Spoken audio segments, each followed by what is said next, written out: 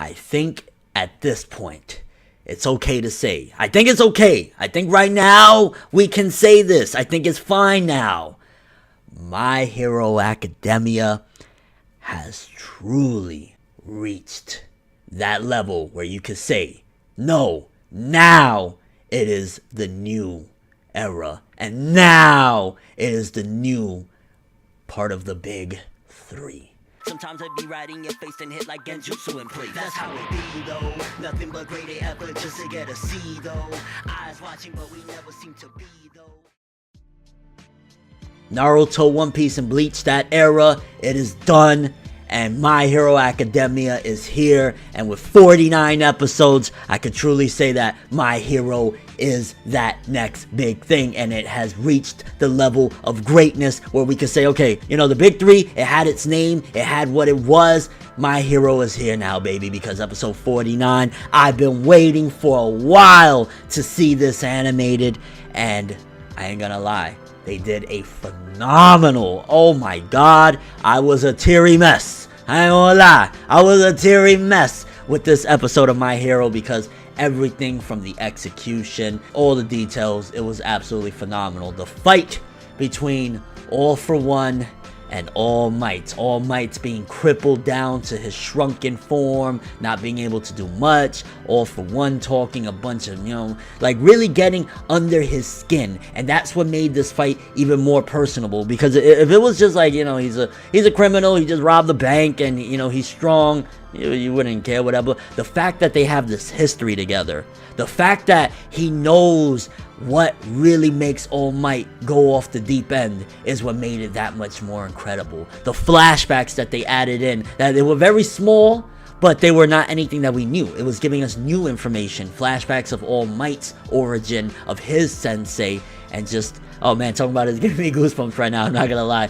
Absolutely amazing episode. Hands down best episode of My Hero Academia. No questions asked. Don't get me wrong. The Hero Killer arc, you know, the festival, sports festival, all of that was good. All of that was great. Cool beans. But none of it touched what this episode did. This episode truly showcased what Horikoshi as a writer, what the studio can do as a series, because it was amazing. So a little bit for starters, the reveal that we got, even though it was kind of already hinting, but All For One tells All Might that Shigaraki is All Might's sensei's grandson. And that right there, oh my gosh, because, you know, All Might truly loves and respects all of that stuff to his sensei that's passed on. So you're looking at it like, wait a minute. You got to think for a second, because All Might, if I'm not mistaken, you know, he's been very rough on Shigaraki. He didn't treat him with no love or kindness or anything, because, you know, he just thought he was a run-of-the-mill villain. That is psychologically a horrible, really bad thing to do. Because, you know what I'm saying, like, it's one thing to do bad things, it's one thing to target somebody, but to grow and mold the grandson of somebody that you love and admire and that passed down their powers to you and made you into the person you are today, and to mold their, you know, one of their offspring, so to speak, you know, their grandson, into becoming a horrible villain, crazy and stuff like that. That's really bad. That's one of the worst things you could do to somebody. So right there you could tell for a moment All Might was broken. For a moment that just destroyed him, and it was so great to see the cracks. You know, when you see somebody like All Might that is just constantly smiling, you know what I'm saying? And this episode really showcased why he does that, you know, being that symbol of peace, what it means to him to unite the world, to have everybody being happy. But to see the chinks in the armor, to see that, you know, this strong and incredible man underneath it all, seeing it all crack and seeing it all foil down to, wow, you know what I'm saying, he was destroyed for a minute. Finding that out, being revealed to the world of his true form, knowing that One For All is just about to burn out. You seen, that was probably All Might throughout the entirety of the series. That was him at his lowest. Everything that just went down within those few minutes, and that's what's honestly making me look at All For One as an amazing villain, because even though, yeah, strength-wise, you know, he was throwing in, you know, he has all these quirks and everything, but psychologically, what he did to All Might, that's where the bread and butter was. Because, you know, again, and no slighting any of the legends, you know, we don't do that here. We don't disrespect the legends like the Friezas and Madaras and stuff. We don't do that here. But the psychological thing of how he did this is what really gives me the, wow, All For One, he's not just, you know what I'm saying? He definitely deserves to be up there. And I truly still to this day think that that is hands down the best villain of My Hero Academia. Hands down what he did, the impact that he's going to leave on this series from here on out. Because you see at the end, All Might, no more. You know what I'm saying? Like, one for all, gone. He did a little thing, you know, he was working, so to speak, to show one last time. Oh my god, again, I keep getting, you know, goosebumps talking about this. Showing that, you know, peace will always prevail. You know what I'm saying? The justice, you know, the good in people will always prevail. But it's gone. And again, All For One, he did all of this. You know what I'm saying? We had the hero killer. We had all of these people. We had Shigaraki in the first arc and everything. Nobody left an impact like this. Seeing everyone's reactions, the general public, Deku, Bakugo, everybody, especially Deku though. Like, Deku was a crime man. I was like, just picture me like how Deku was in the episode while watching the episode. I was there. I was a bit of a mess watching this episode because it was just so brilliantly done. Going back into the flashbacks and everything, and seeing how All Might came to be and what he does, you know, the thing that his sensei said about keeping that smile and stuff and everything, and seeing the flashbacks with Gran Torino, which, by the way, was it ever explained why Gran Torino was so little now but he was so tall back then? Is it just because he got older? Like, just a question there. Sorry to throw in a little bit of humor there, but like, why the hell is he like a dwarf now, but he was like a full grown regular sized dude? Like, what's up with that? But you know, the flashbacks with the sensei, again, just everything, it really gave us even more context, because again, we always see the symbol of peace, All Might, great guy, getting more of his origin, which, by the way, the movie is going to give us even more of that. And then even going back, which is something that is incredible, that hurt part of his body, the one where he was destroyed early on that we seen of All Might, when he explained to Deku of, yeah, a villain did this. That was early on. I think that was episode 1 or 2 that was, you know, showcased or whatever. Now coming to fruition of who did it, how it happened, what happened, and it was just absolutely amazing. Art and animation, really, like, do we really gotta go there again? Like, it was phenomenal. It looked like comic book, like manga, like, with, you know, color or whatever, just comic book, straight up. The amount of detail with the clash of All Might using his fist against One For All, or All For One. Yeah, I totally get them backwards.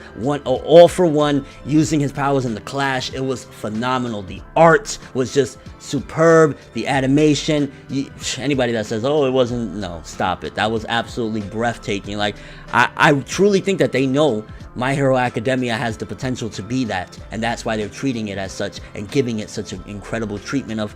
This was amazing. This was truly the creme de la creme. This is the thing that makes people fall in love head over heels for a shonen anime, and it had all the ingredients and everything laid out properly. Again, the students, which it would have been terrible if this was Deku doing it already. It would have been horrible. So I'm glad that, again, it was All Might and All For One, just them two going at it. And, you know, I mean, the heroes came through, and when you see them all building it up, yeah, it's the corny friendship thing or whatever, but just seeing the heroes getting all the civilians out of there and rescuing people and stuff like that, rescuing the other heroes, it was like, it showcases, you know, again, the heroes. And even Endeavor, and it kind of brings me back, and you know, it's just comparisons. I'm not saying that it copied or it was even inspired, to be honest with you, because it's very different, but it kind of gives me that vibe of, like, you know, because Endeavor really has this anger towards All Might. You know what I'm saying? He really, like, because he wants to be number one, and he even explained, no matter how hard I tried, how hard I pushed, I knew that you was just, like, so strong. So when he sees him in that shrunken form,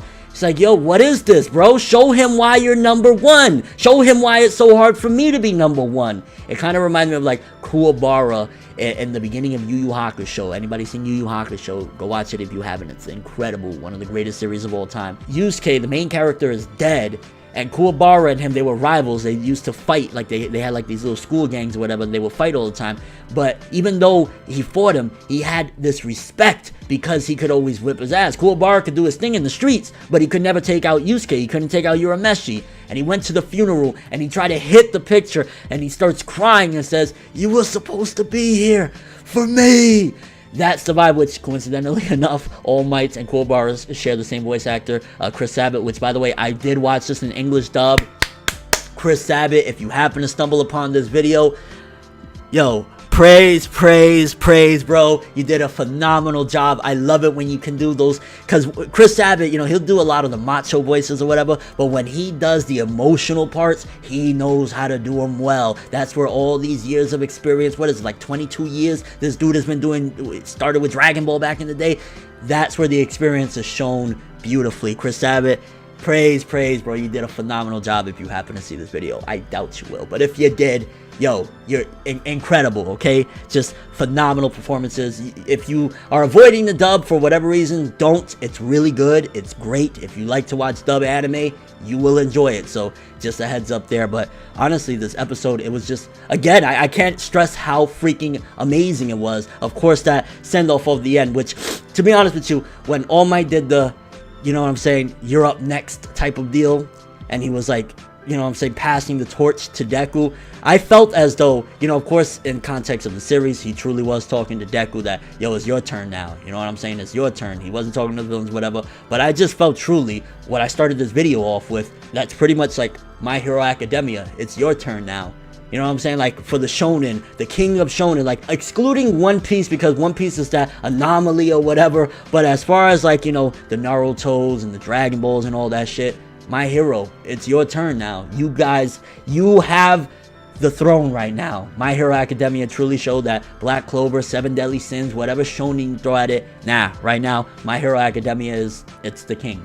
It's the king, baby, and I gotta say that because this episode truly showed it was phenomenal. And the music, oh my gosh, which at first, when it first appeared, the All For One theme I wasn't the biggest fan of, but it worked so well in this episode. And I'm curious what a lot of you guys think. For starters, how did you feel everything that went down in this episode? I mean, I think, and this is a little crazy theory, but you know, seeing All For One and his face being all destroyed, you don't really, like, I don't know if that was because All Might beat his face in that bad that he had to have just a reconstructed thing where he don't even have a face. But I'm wondering if the next time, if we ever see him, because, and this isn't spoilers, I don't know if we'll ever see him again or not, to be honest with you, but the next time we do see him, maybe he'll be truly perfect and have his full-on face. Maybe he's using Shigaraki so that at some given point he could take Shigaraki's quirks and everything that he is and truly become perfect again. That'd be interesting to see. That's just something shonen like that I can say. Again, no spoilers at all. Trust me, manga readers can vouch. That ain't spoilers, but it just kind of made me wonder, like, maybe that's why Horikoshi had him looking that jacked up, so that when we see him in his perfect form, he'll be amazing. But your overall thoughts of everything. How did you feel about All Might? Pretty much that was the end. You know, the flashbacks, again, did those give you the feels? Finding out Shigaraki is the grandson of All Might's sensei, how did that make you feel? Seeing everybody, you know, the heroes, even Endeavor, you know what I'm saying? Like I said, it gave me those Kuwabara Yusuke vibes. Like, he has such this anger and damn near hatred for him, but in a sense, it's like, yo, I respect you enough that don't make me look bad because you're number one. I can't pass you, so don't do this. You have to do this. Incredible, the people cheering. How do you feel at the end? You see Deku, he's bawling his eyes out while everybody's cheering and everything, and they're like, oh, and Bakugo staring at him. What do you think Bakugo, what was going through his mind at that point, that he's staring at Deku like, yo, why is he bawling his eyes out like that? You could definitely see that he's starting to realize that there's something personal between them. You know what I'm saying? There's a more than what anybody else knows link type of deal there. So really interesting there. And your overall thoughts, do you think that this was the best episode of My Hero Academia, bar none? I mean, I truly feel as though it did its thing and it was truly the best, hands down. Probably best episode of any shonen anime this year. I mean, don't get me wrong, I like me some stuff that's been going on in Black Clover. Boruto was cool and all, but nothing touched this. And do you think that My Hero Academia, for the new gen of shonen, has truly came and taken the throne? The empty throne. One Piece reference, Game of Thrones thing right here, but the empty throne was there, and Deku and All Might just sat on that throne right now. Do you think that it's the king of shonen of the new generation? And do you think that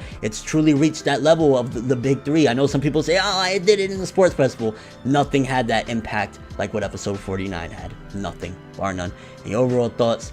My Hero Academia episode 49, season 3. Wow, you know, a lot of people thought, how can you top season 2? The Hero Killer was amazing. The sports festival was awesome. Nah, baby, All For One. And I guess your thoughts on his hatred towards All Might, because it's interesting. A lot of the times the villains do what they do because they're just pieces of garbage or whatever. But the fact that he has, even he describes it as more hatred for All Might than All Might has for him. What does this make you think about All For One? It showcases that he's a multi-layered villain. He's not just a mustache twirler. He's not just anything like that. There's more to him than meets the eye. I mean, psychologically, he was trying to break All Might without even having to throw blows. So, your overall thoughts on that? And My Hero Academia, greatness, baby! It's your turn now. That's all I have for this one. Thanks for watching. Hope you enjoyed. If you liked anything I had to say or enjoyed the video, drop me a like. I'd greatly appreciate it. And if you want more from me, make sure to subscribe. Follow me on Twitter, Instagram, stalk my Facebook, and follow me on Twitch to get more when the video ends. I'm ForneverWorld, and as always, people, have an awesome day. And remember the golden rule: anime and manga for life, boy! Bow. Have an awesome day. Making major moves, laughing at the haters lose. We don't give a fuck, virginity intact, cream stack. Paper rules, if you heard it, best believe that. But now it's whatever, one day I'll be your favorite, but never. No matter how you get it done, no matter how you